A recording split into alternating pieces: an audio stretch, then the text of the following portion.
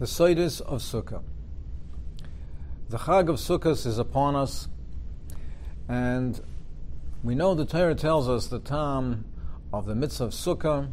It's one of the rare mitzvahs where the Torah actually tells us one of the time of the mitzvahs. And in fact, lahalacha, this is also one of the rare mitzvahs, that lahalacha, we should have kavana, when we want to be yotze the mitzvah of Sukkah, we should have kavana for this time that the Torah gives us. Laman yedu deresechem ki b'sukkah soishavte es b'nei Yisrael bo'yitziam eretz Mitzrayim. The Torah tells us that the reason for the mitzvah of Sukkah, the time for the mitzvah of Sukkah, is that we should know, and future generations should know, that when Bnei Yisrael were taken out of Mitzrayim, when the Rabbi Shalom took us out of Mitzrayim, b'sukkah soishavte es b'nei Yisrael, they dwelled in Sukkos. Now there's a machlokes tanoim. What does this mean, Sukkos? Rabbi Elazar says that it means anonei hakavod. We were enveloped and were protected in the anonei hakavod, the clouds of the glory. They protected us when we traveled through the midbar, when we left Mitzrayim. Rabbi Kiva says Sukkos mamish. Rabbi Kiva says they were physical sukkahs. We constructed huts, and we had the shelter in these sukkahs, in these huts, when we traveled through the desert. Now the question arises that we understand very well, according to Rabbi Eliezer, that this was a great nace. And we commemorate this great nace, that we were surrounded by the anonim. But according to Rabbi Akiva, they were huts. They were sukkahs mamish. They were huts. So why do we commemorate the building of huts? We built the huts. We built these sukkahs. If there's sukkahs mamish, Bnei Yisrael, they built it. Physically, they built the sukkahs. Why do we commemorate that nace? There was no nace. It was something that we physically did.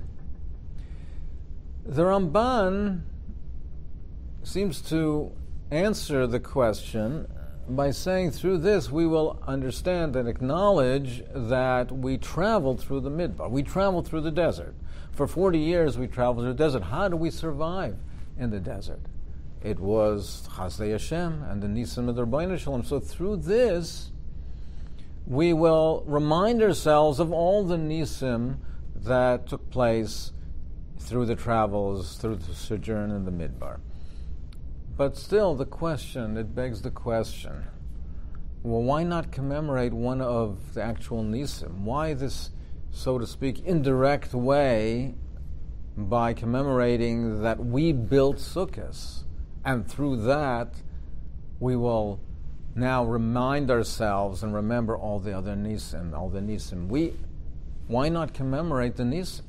Why do it in this indirect manner by commemorating the building of sukkahs that we built? One can ask further that it's mashma from the Tur, it's mashma from other Rishonim and Paiskim, and it's actually very clear from the Psukim that there certainly were anonim. And Rabbi Akiva is also moida that there were anonei hakavod, and the Rabbeinu Shalom gave this anonei hakavod. So why do we commemorate specifically the building of these sukkahs that we built, when Rabbi Akiva also agrees that there were anonei hakavod? To answer these questions, let's think about this even further, even according to Rabbi Eliezer. There were many nisim in the midbar. There were many nisim.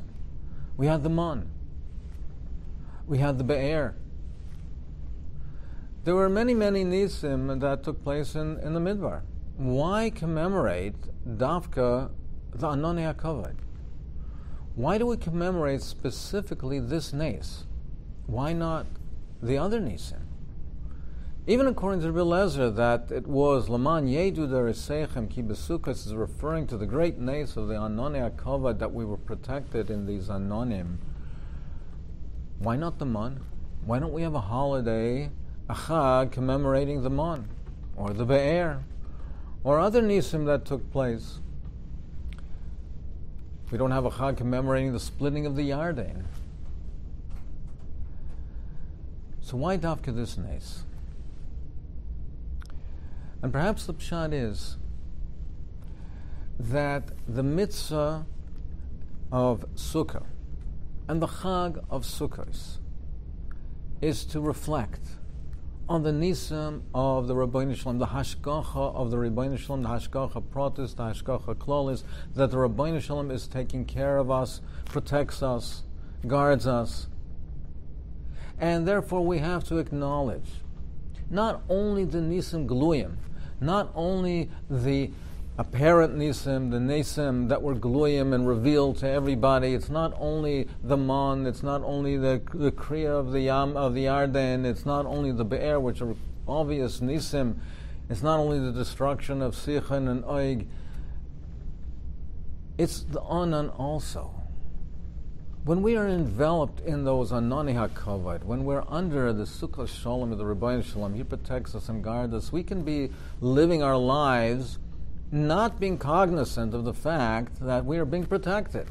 Everything seems normal. Everything seems derech hateva. We're comfortable. Everything seems fine. Without acknowledging and coming to the realization that everything seems comfortable and fine and good because the Rabbeinu Shalom is protecting us. That it's not overbearingly hot in the midbar because we have these anani hakavod. It's not because the temperature is mild. It's because Rabbeinu Shalom makes it comfortable for us.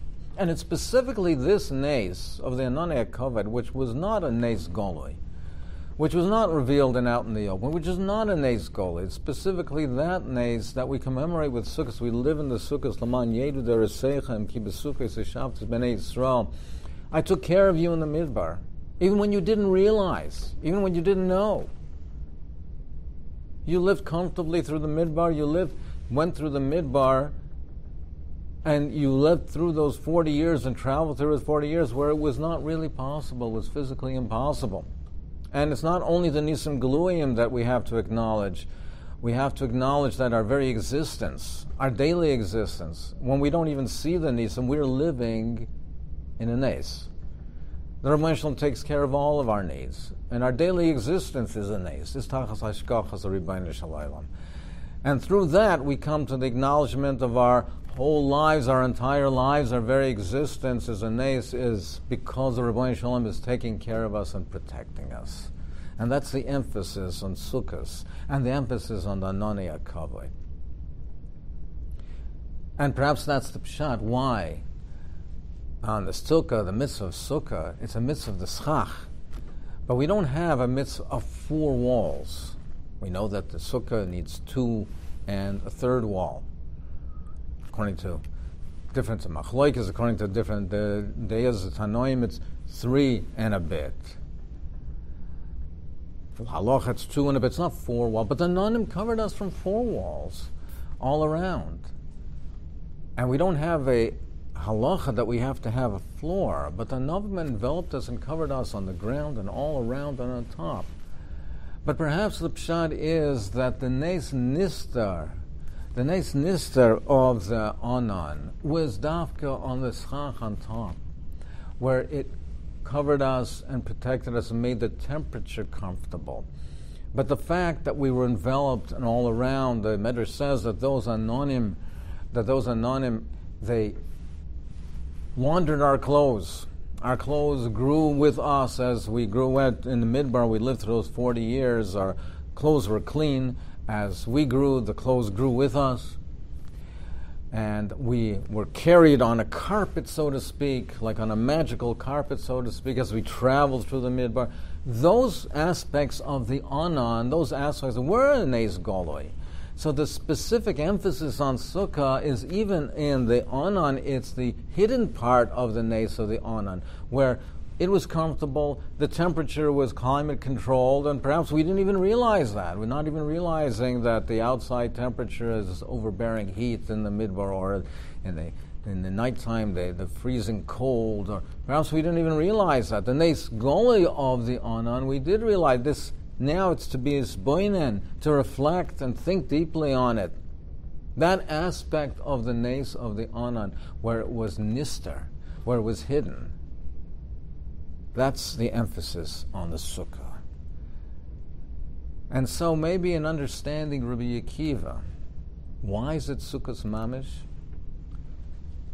Why is commemorating the Sukkahs that we built? We built those Sukkahs, so why are we commemorating that in the Nes of the Sukkah and in the Chag of the Sukkah that commemorate the Sukkahs that we built? But perhaps Rabbi Akiva agrees, and it's the same concept, but extended one step further. Yes, we built those huts in the Midbar. Yes, we built those huts. But the lesson is, and the point is, you may think that it's Koich V'Yotzim Yada. You may think that we built it. It's our action. It's our construction. We created the huts. The lesson is perhaps that even what came through your hands, that was only your hishtadlus. The ultimate result, those huts that were there and that gave shade and gave protection, that is all siyata d'shmaya. And the extension, by extension, the lesson Rabbi Akiva is teaching us is that the Chag of Sukkot is meant to instill in us not only the thanks and the hakara and the recognition and the shevach haydai for the nes that's goloi, the nes nigla, the revealed open miracles, and not only for the nisim that are hidden miracles, the onan, but to acknowledge that even in our own actions, even in the actions that we do, the maisim that we do, even in our own endeavors, what we do is only hishtadlus. The ultimate result, the fact, if we have comfortable lives, if we have successful, everything in our lives, ultimately is siyata d'shmaya. The Chag of Sukkah is instilled in us, the mitzvah Sukkah, that everything in our lives is from the Rabbeinu Shalom. And even what we think comes through our own accomplishments, it's siyata d'shmaya. And we always have to be cognizant of that throughout our lives.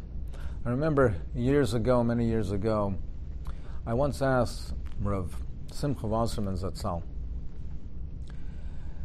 He was very active, in addition to being a Rosh Yeshiva, and he built several yeshivas, and at the end of his life, or Al Chanan in Yerushalayim. But he was also actively involved in Kiruv Chaikim. Now, today, Kiruv Chaikim is something that is very commonplace. But years ago, many years ago, it was something that was very unusual. And particularly for a Rosh Yeshiva to be engaged in Kiruv Chaikim. In fact, the Etzem Kiruv Chaikim, Kiruv, was something that was more of a recent phenomenon in the modern history of Klal Yisrael. I remember my Shver Shlita telling me that in Poland, that they didn't know from Balei Tshuva. He remember once hearing that there was a Baal Tshuva that they heard about, that there was a person that was Chayzer b'Tshuva. But generally speaking, it was something people didn't know about. So I asked Rav Simcha Zatzal, what motivated the Rosh Yeshiva to be involved in Kiruv Chaikim? What was the motivation? He said, where you see that there is such an unusual siyata d'shmaya, when you see that there's a special siyata d'shmaya, you see that the Rabbeinu Shalom is directing you. You have to open your eyes to see where the Rabbeinu Shalom is sending a special shefa. Where is he sending his siyata d'shmaya? We have to be aware of that and cognizant. And if you see that there is hatzlocha, unusual hatzlocha in a certain area, jump on the wagon. Jump on the wagon, because that's where the Rabbeinu Shalom is directing us, and that's where he's leading us. And Chag Sukkot is to instill in us this constant awareness in our daily lives. We live in the Sukkah. That's where our dir is. Our dir is Arai. We live in the Sukkah to be living in a world where we are aware of the Ratzon, the Rabbeinu Shalom, and where he's directing.